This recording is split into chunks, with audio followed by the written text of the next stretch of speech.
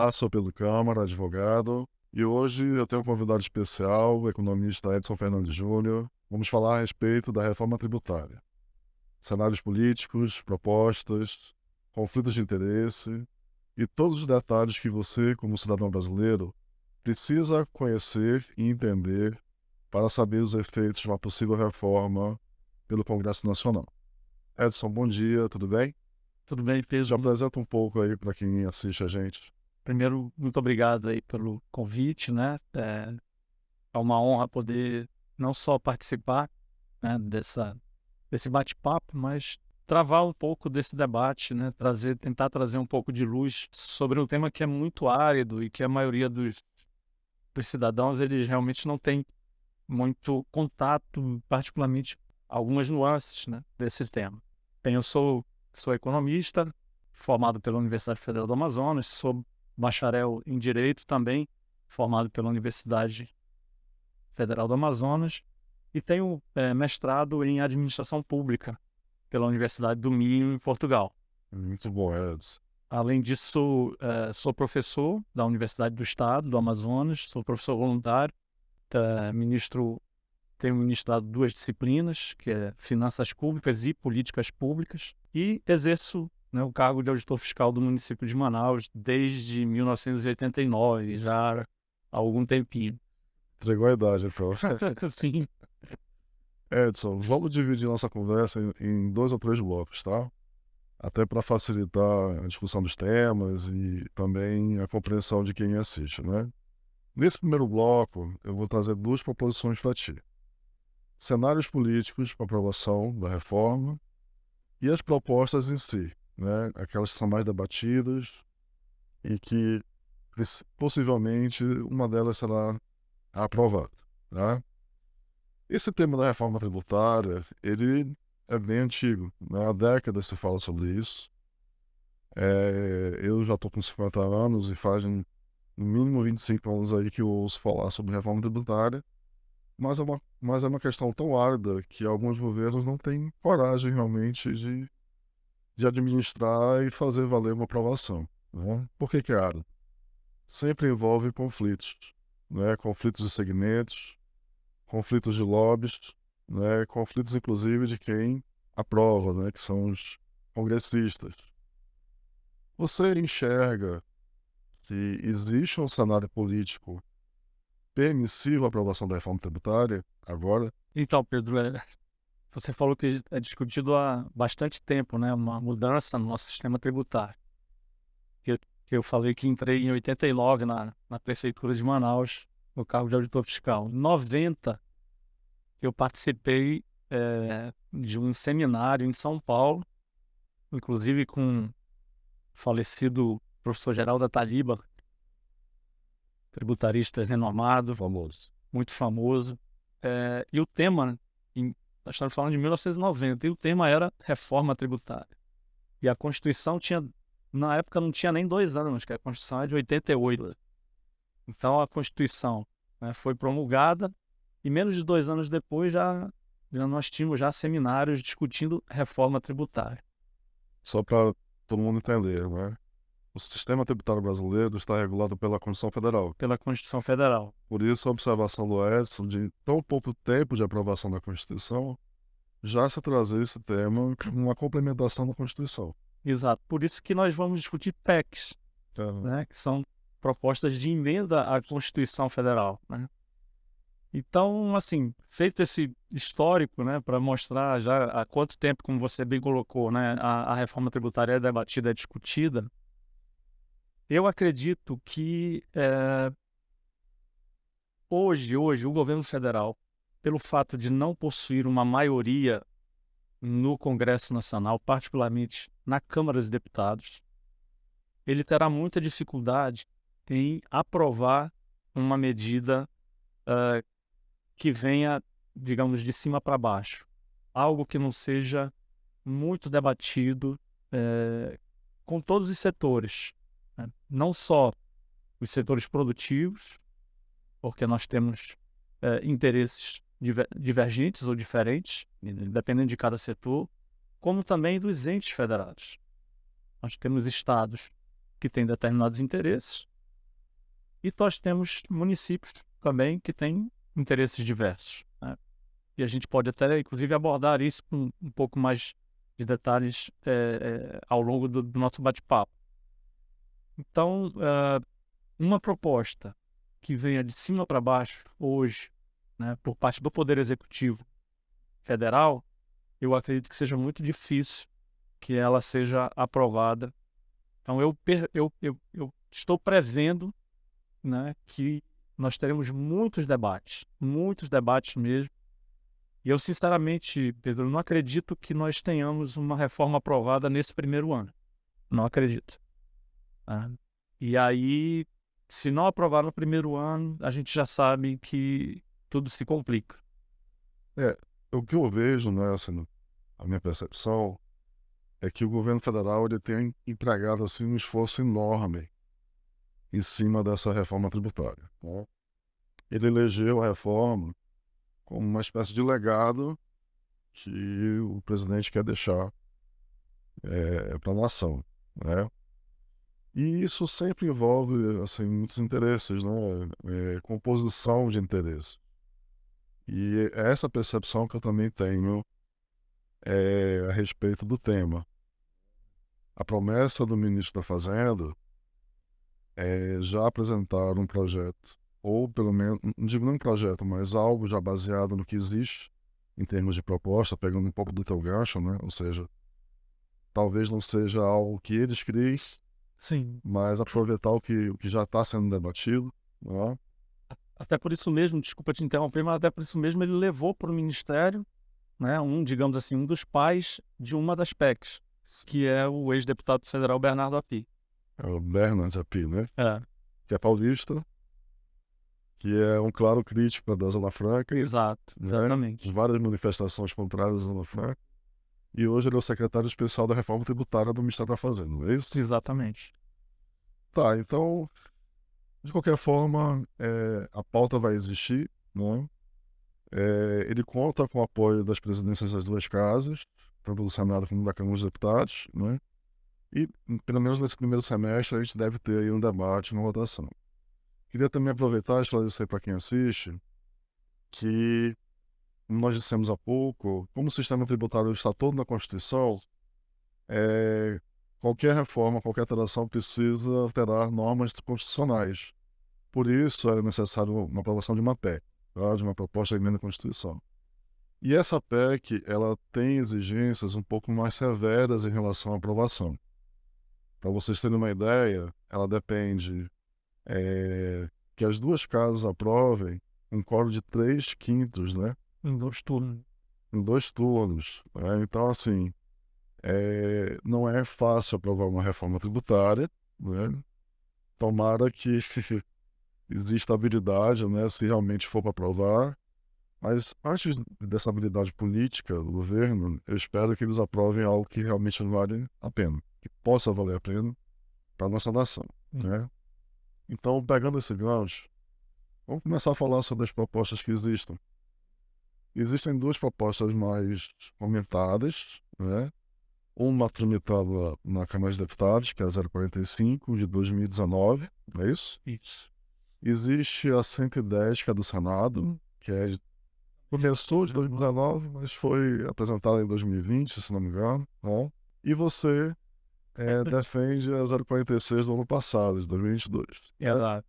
Vamos contextualizar essas três propostas? Sim. Né?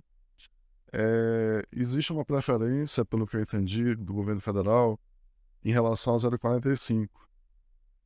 E não é à toa essa preferência, né? Como você colocou, os autores é o Bernard Api, né? Que hoje integra o governo federal.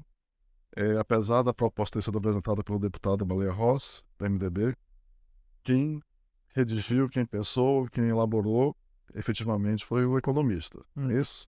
Exato. Edson, a gente ouve muito falar sobre concentração de tributos, né? E o que seria essa concentração? É você eliminar parte dos tributos que existem hoje, extinguir esses tributos, substituindo por outro ou outros, né? Que possam simplificar o sistema tributário que nós temos hoje, né?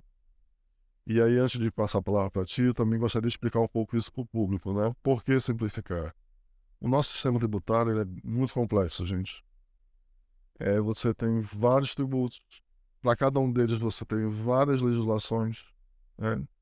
Você tem legislação sendo criada pela própria Receita Federal para regulamentar a cobrança de tributo que está previsto na lei. Então, assim, quem trabalha nessa área precisa estar sempre se atualizando sobre o que está acontecendo. E essa atualização, muitas vezes, é diária, não é? Então, isso afasta investimentos externos, obviamente, não é? Qual é o investidor externo que vai querer entrar nessa confusão tributária brasileira, vamos colocar assim, né?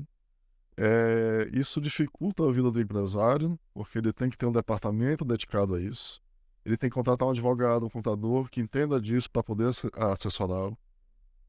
Então, é um custo, tá? Edson, dentre as propostas 045, 110 e 046, como é que vai ser esse trato dessa extinção e substituição de tributos? Primeiro, quero dizer que também concordo com o seu diagnóstico, né? O Brasil é uma república federativa, né? Nós possuímos 3 entes federados, nós temos a União, os estados do Distrito Federal e os municípios. E cada um desses entes, eles possuem as suas competências tributárias, como nós já dissemos aqui, previsto na Constituição, determinados na Constituição Federal. E aí eu quero falar um pouco dos municípios, que é a minha maior seara. Nós somos mais de 5.500 municípios. E aí você imagina, né, Pedro, um empresário que, ainda que não seja um grande empresário nacional, mas vamos supor que seja um grande empresário aqui do município de Manaus, e que preste serviço não só em Manaus, mas na região metropolitana. Então ele presta serviço em Itacoatiara, presta serviço em Rio Brilho da Eva, presta serviço em Presidente Figueiredo. Ele precisa saber, ou precisaria saber, a legislação do ISS de cada um desses municípios. Porque cada município tem a sua competência para legislar. O município de Manaus pode querer impor uma alíquota diferenciada para determinado serviço, e nos municípios de Rio Brilho da Eva, Presidente Figueiredo, não, a gente quer a alíquota normal, máxima, que seria de 5%. Então você percebe que não precisa nem ser um grande empresário nacional. Às vezes, um empresário local acaba tendo que enfrentar, né, esse emaranhado de legislações. E realmente não é nada fácil, não é nada simples. As duas PECs que são as mais comentadas e que realmente estão na mesa, vamos dizer assim, hoje, na mesa de discussão, que são a PEC 45 de 2019 e a PEC 110, elas vêm com esse discurso da simplificação via unificação de tributos. Então, todas elas extinguem alguns tributos, como particularmente aqueles tributos que incidem sobre o consumo, né, seja de bens, seja de serviços. No caso, o IPI, o IPI, que é federal, que é de competência federal, o ICMS, que é de competência estadual, e o ISS, que é de competência municipal. Além das contribuições do PIS e da COFINS. Exatamente, além das duas contribuições do PIS e COFINS. E unificam isso num tributo ou em até 3 tributos, né? Que eles chamam de IBS, que é o Imposto sobre Operação de Bens e Serviços, o CBS, que é uma contribuição, né, também incidindo sobre operação com bens e serviços, e um IS, que seria um imposto seletivo. E aí, como o próprio nome já diz, ele é seletivo, ele vai incidir sobre determinados bens e determinados produtos. Tem o IF, tem o imposto seletivo e o imposto específico, né? Cada proposta dessas duas traz um nome específico. Isso, exato. Muito bem, e qual é a proposta da emenda 46 de 2022 que foi, digamos, apresentada, né, e encampada pelo senador Oriovisto Guimarães, que é do Paraná? A simplificação viria não pela unificação de tributos, mas sim pela simplificação e uniformização das legislações. Certo. E aí, mais uma vez, eu quero trazer o exemplo dos municípios, porque já é algo que está acontecendo. O que está acontecendo? Em parceria com o SEBRAE, que financiou o sistema, que foi desenvolvido pelo SERP, nós que eu digo, né, o Brasil lançou em janeiro deste ano aquilo que nós chamamos do Sistema de Nota Fiscal de Serviços Eletrônicas Padrão Nacional.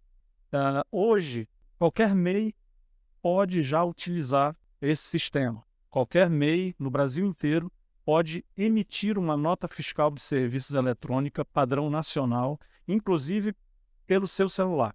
A unificação, então, Isso funciona. funciona. A partir do dia 3 de abril, os MEIs serão obrigados, hoje é facultativo, a partir do dia 3 de abril, eles serão obrigados a emitir as notas fiscais, quando prestarem serviços para a pessoa física, a emitir pela nota fiscal de serviço padrão nacional. Nota fiscal de serviço eletrônica. Como é que se faz isso? Como é que se conseguiu chegar, né, a este desenho? Ao invés daquilo que nós falamos, ao invés do empresário ou contratar um advogado ou um contador que conheça das diversas legislações municipais, é o município que é responsável, usar um termo técnico aqui que o pessoal da TI gosta, né?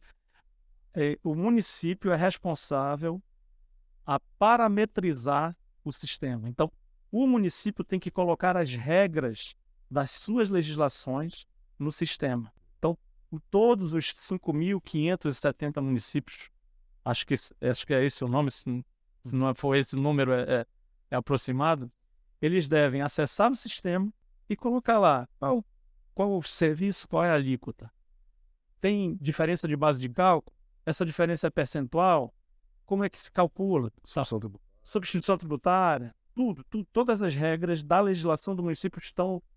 O município ele é responsável por colocar no sistema. Como é que se faz cancelamento de nota? Tudo.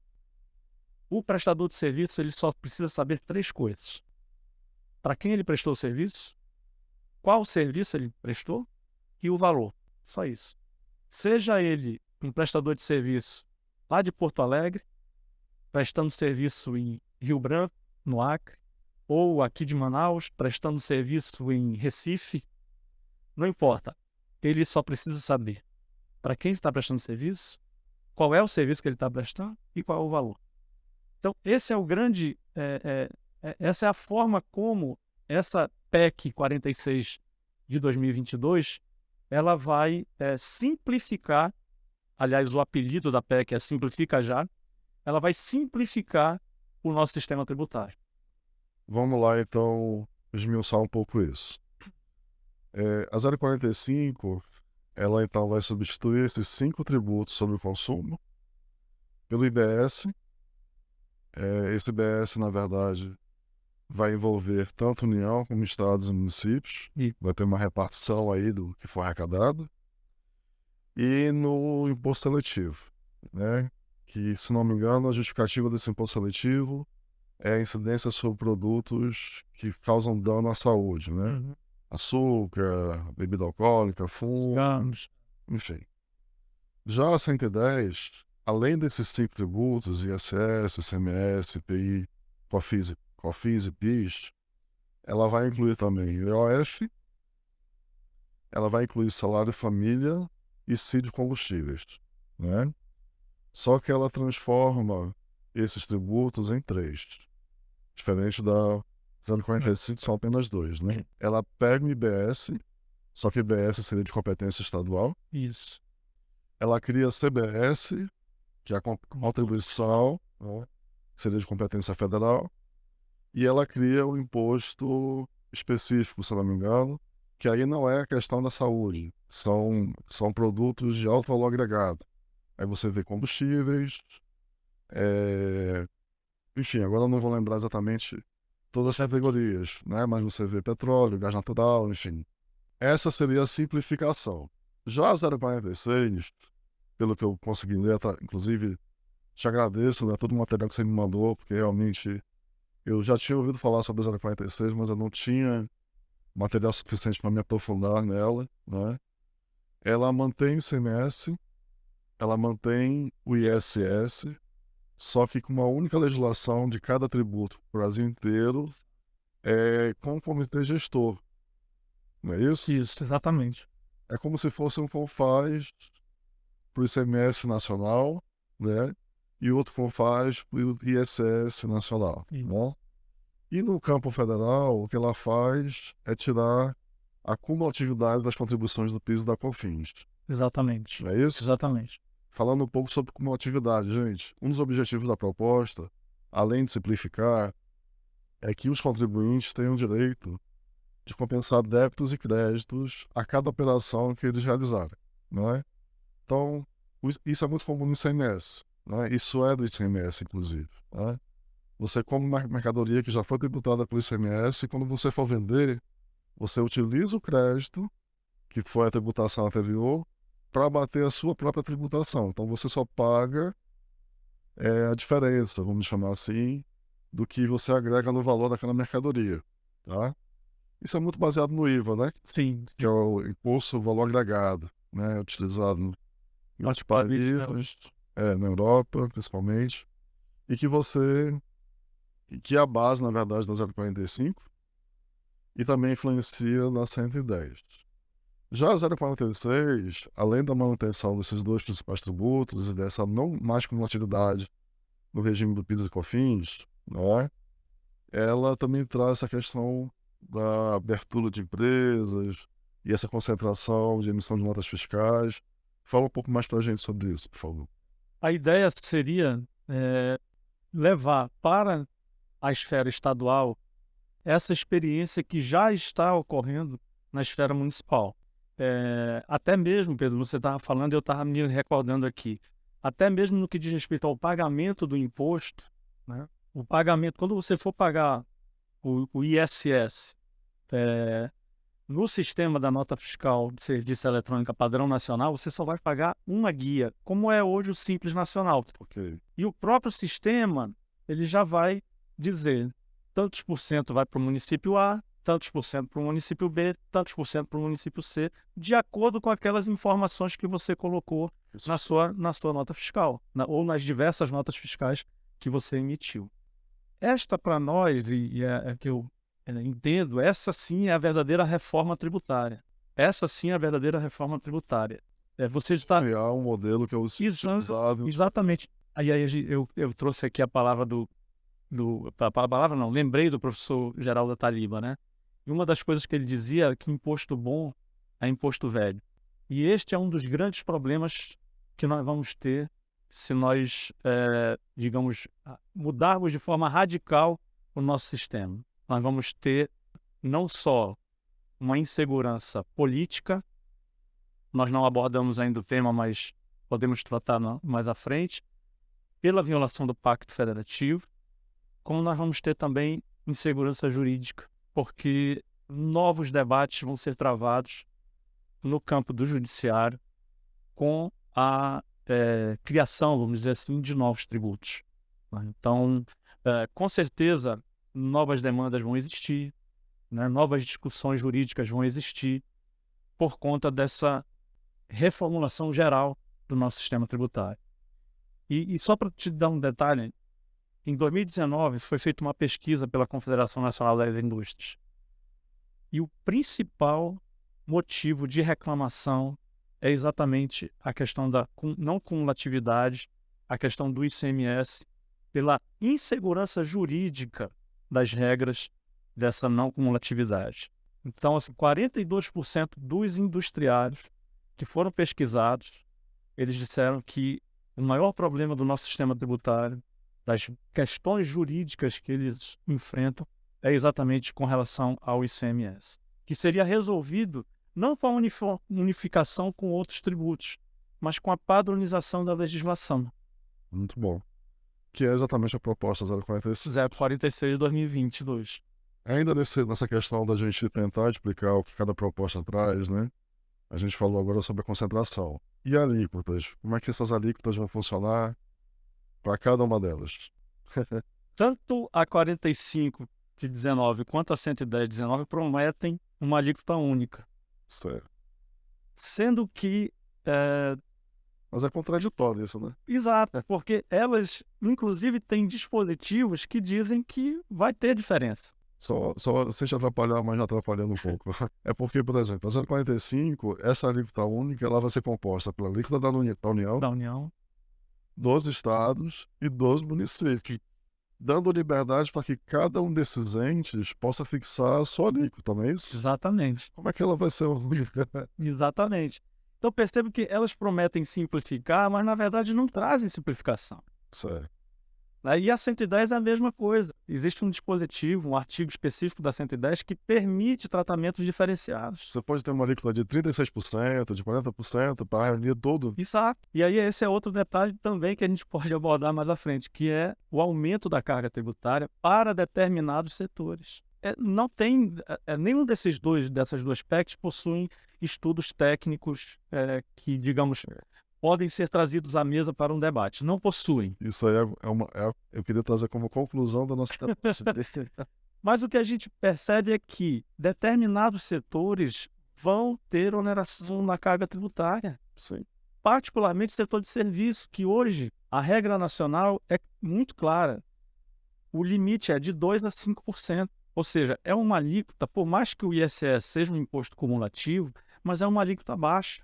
A partir do momento em que você uniformizar com outros tributos, como o ICMS, que possui inclusive alíquotas de 25%, aí você diz, não, vai ser uma alíquota única. Então você vai... Um serviço que é tributado em 5% vai passar a ser tributado em 25%. Pessoal, só para vocês entenderem também isso, tá? Uma das críticas a toda essa movimentação sobre a reforma tributária, além do que o Edson disse, ou seja, da falta de estudos prévios, né, dessas duas principais propostas, a 0,45 e a 110, tem críticas severas em que sentido? Que a proposta está sendo feita para a indústria, então isso vai onerar os outros segmentos. Aí você fala de construção civil, você fala de serviços, né? Você fala do comércio em si, tá?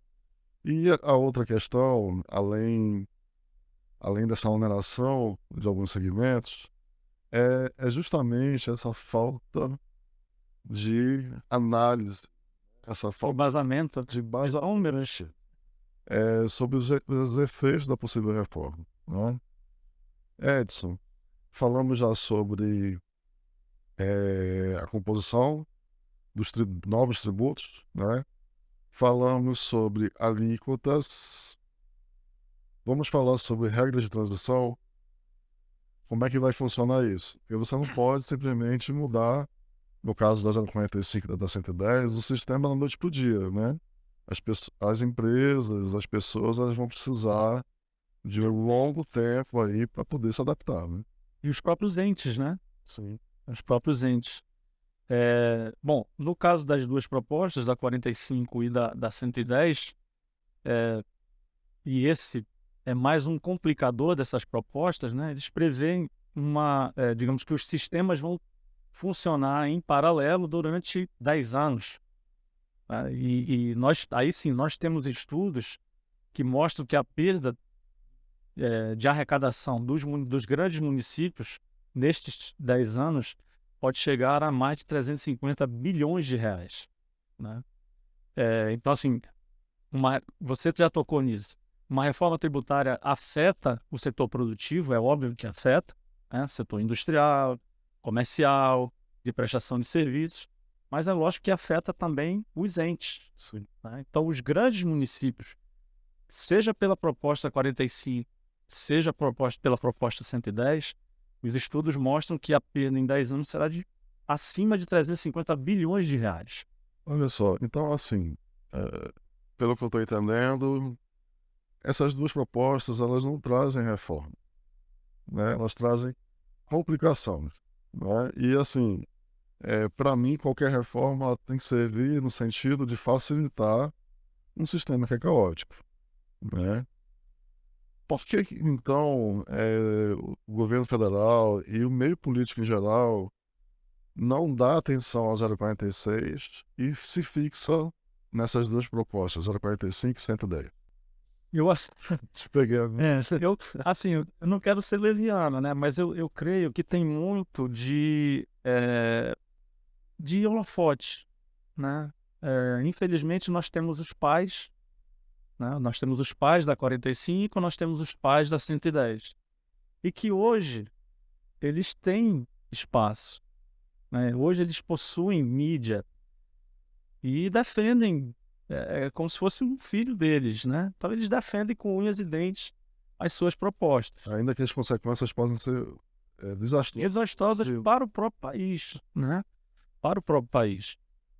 Então é muito mais algo de ego, né? Do que realmente algo que você diz, não, eu estou pensando no bem do país, eu estou pensando na melhoria do ambiente de negócio do Brasil. Muito mais não, eu quero porque fui eu que fiz. Eu entendo que assim é o melhor. É melhor. Porque, como nós já falamos aqui, né? Não tem nem estudos, nem números que comprovem que realmente a coisa vai melhorar, o ambiente de negócio vai melhorar, que vai simplificar, porque, na verdade, por tudo que já foi dito, nós só podemos chegar a uma conclusão. Vai ser muito mais complexo. Você imagine você ter dois sistemas durante 10 anos, trabalhando dois sistemas completamente distintos, durante 10 anos trabalhando em paralelo. Bernardo Api, ele diz, não, para a gente calibrar, né, qual vai ser a alíquota, qual vai ser. Então, durante 10 anos você vai ter que trabalhar com dois sistemas em paralelo. Isso vai trazer simplificação? Só vai trazer mais complexidade ao sistema. Só pegar a fala do Edson e explicar um pouco sobre isso, tá? Você vai manter os tributos que serão substituídos, extintos, durante um período, e ao mesmo tempo você vai ter uma incidência dos novos, não é isso? Esses tributos que serão extintos, eles vão perdendo espaço na tributação a cada ano, né? A proposta 045, se não me engano, ela traz um total de 10 anos aí dessa transição, e a 110 traz um total de 6 anos, se não me engano, né? Acho que a 045 é 8 ou 10, agora realmente eu não lembro. Eu acho que são 10, né? São 10, né? Mas então, assim, você, empresário, vai ter que conviver com duas formas de tributação distintas durante essa transição. A 046 não teria esse problema, né? Não, de forma alguma, né? Porque nós não estamos criando novos tributos. Nós estamos uniformizando legislações, né? E aí, quando você uniformiza a legislação, você melhora o ambiente jurídico, né? Porque você não vai ter discussões jurídicas a respeito daquele tributo. Como hoje, por exemplo, o ISS, pela Lei Complementar 116, né, eu já toquei nesse tema aqui, a alíquota do ISS ela varia de 2% a 5%. Não interessa qual o município. A alíquota mínima é 2% e a alíquota máxima é 5%. Ah, mas se o município quiser conceder um benefício fiscal, não pode. Qualquer tipo de benefício fiscal que leve a uma alíquota menor que 2%, isso pode gerar, inclusive, a inelegibilidade do prefeito, né? Ok. Então, a partir do momento que você tem esses balizamentos nacionais, você uniformiza as legislações, você traz simplicidade ao sistema, né? Você traz melhoria no ambiente de negócio, facilita a vida do empresário e facilita também a vida do próprio consumidor, porque ele sabe efetivamente, né, quanto é que ele está pagando do ISS, quanto é que ele está pagando do ICMS, quanto é que ele está pagando de cada um dos tributos, sem você afetar os entes, no caso dos municípios, tirando, né, o poder dos municípios, porque o município faz parte da federação, ele é um ente Vamos federal, falar sobre isso no próximo bloco. sem tirar poder também dos estados. Edson, para encerrar esse nosso primeiro bloco sobre a reforma, ainda dentro das propostas que nós estamos discutindo aqui, as três, né? Como é que fica a questão dos benefícios fiscais? Como é que fica a questão do Simples, que é uma forma de tributação que muitas empresas utilizam, né? O que cada proposta dessa prevê? A proposta 45, em regra, ela não admite qualquer tipo de exceção, né? Qualquer tipo de benefício. Mas vem sendo flexibilizado nesse aspecto. Exatamente. Aliás, teve inclusive uma reunião essa semana, né, com o representante do governo do estado do Amazonas, com o governo federal, e o discurso sempre foi esse, né? Não, a Zona Franca será mantida, não, nós vamos respeitar a Zona Franca e tal. Só que a PEC efetivamente, ela não permite isso, né? Não permite Não houve, tratamento diferenciado. não houve reforma do texto da PEC? Eu acredito que até o momento não. Não, é uma Não. promessa. É Então. uma promessa. Isso- O discurso é de que a Zona Franca de Manaus, o Polo Industrial de Manaus, será mantido por lei complementar. Vamos já falar sobre Por lei complementar. Então, isso gera uma insegurança. Aí nós estamos agora falando, nós estávamos falando de questões nacionais, né? Agora a gente vai falar de questões locais. Isso gera uma insegurança para nós amazonenses. Ok. Para nós amazonenses. E o simples? Então, todas elas, a princípio, dizem que vão manter, né? Ou seja, a questão do simples não será alterada. Como é que funcionaria essa questão dos benefícios, inclusive para a Zona Franca de Manaus, a partir da PEC 046? A PEC 046, tendo em vista que ela apenas uniformiza as legislações, né? Ela, das três, é a única que efetivamente garante não só a manutenção, né, das vantagens comparativas da Zona Franca de Manaus, como também, não diria em 100%, mas garante a arrecadação do governo do estado do Amazonas, né? Por quê? Porque perdas vão existir, até por causa da mudança da questão da tributação. A gente não abordou isso, né? Mas tanto a PEC 45 quanto a PEC 110, a tributação na proposta original é que vá para o destino. Vamos falar então um pouco. Vamos falar sobre isso. Pode continuar. Então o que acontece? Grandes estados e estados cuja sua produção são caracteristicamente exportadores, como por exemplo os estados do Centro-Oeste e o estado do Amazonas, porque A Zona Franca. exato, pela característica da Zona Franca, nós somos exportadores de produtos. Somos estados produtores, então. Isso. Então, esses estados, né, eles vão perder, porque a tributação será no destino. Ou seja, vai ser o estado consumidor que vai ter a arrecadação. Haverá aí a questão política, né, a briga política entre os entes. A discussão vai se travar agora não nos setores econômicos, mas entre os entes. Eu lembro que numa reunião da Cefaz, né, o CAT, não é isso? O Comitê de Assuntos Tributários, ele abordou justamente isso, inclusive demonstrando uma perda de arrecadação drástica para o Amazonas, né, e trazendo como solução a repartição entre estados produtores e consumidores da questão do tributo estadual, né, da tributação estadual, justamente para minimizar essa perda, mas mesmo com essa repartição, eles continuam preocupados com a perda de arrecadação pelo estado do Amazonas, né, enquanto produtor, né? E aí, Pedro, eu vou falar de algo que me toca, né? Eu disse na introdução.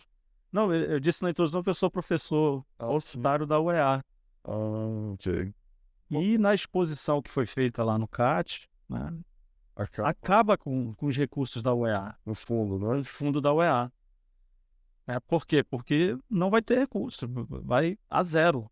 Então, assim... Professores da Universidade do Estado do Amazonas, fiquem atentos, né? Reitor, professor André, então, fiquem atentos a isso.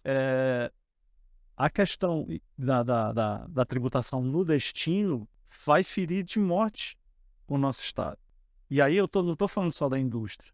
Sim. Porque a partir do momento em que... É geral. É falta de recursos para a manutenção de políticas públicas. Eu trouxe o exemplo da UEA, mas isso vai afetar todos os setores. E aí você falou, né, lá na discussão, lá no CAT, de haver uma questão mista, né?